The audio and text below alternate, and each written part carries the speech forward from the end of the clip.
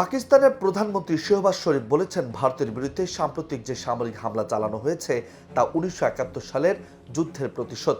বুধবার সীমান্তের পাশে পাশরুর সেনা ঘাঁটিতে সেনাদের উদ্দেশ্যে দেওয়া ভাষণে তিনি বলেন, তোমরা ৭১-এর বদলা নিয়েছ, এখন পুরো জাতি তোমাদের পাশে আছে।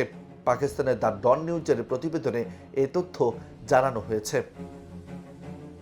পাহেলগাঁও হামলার পর ভারত পাকিস্তানের ভেতরে হামলা চালায়। এর জবাবে পাকিস্তান বুনিয়ান উন মারসুস নামে পাল্টা হামলা চালায়। শেহবাজ জানান, পাকিস্তানের এই হামলা ভারতের ২৬টি সামরিক স্থাপনা, বিমান ঘাঁটি ও যুদ্ধবিমান লক্ষ্যবস্তুতে পরিণত হয়েছে। পাকিস্তান দাবি করেছে তারা একাধিক রাফাল যুদ্ধবিমান ভূপাতিত করেছে। শেহবাজ ভারতকে সরাসরি হুঁশিয়ারি দিয়ে বলেন, আবার হামলা করলে ভারত সবকিছু হারাবে। আমরা যুদ্ধের জন্য প্রস্তুত, আবার শান্তিপূর্ণ আলোচনার জন্য প্রস্তুত। ভারতের পছন্দ কোনটা বেছে নেবে। তিনি আরো বলেন, আমাদের জন্য রেড লাইন।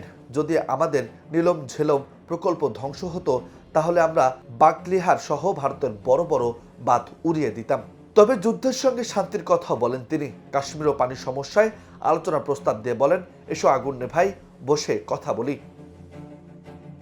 জাতিসংঘ মহাসচিবের সঙ্গেও কথা বলেছেন শেহবাজ। তিনি জানিয়েছেন, দক্ষিণ এশিয়ায় শান্তি প্রতিষ্ঠায় জাতিসংঘকে সক্রিয় ভূমিকা রাখতে হবে।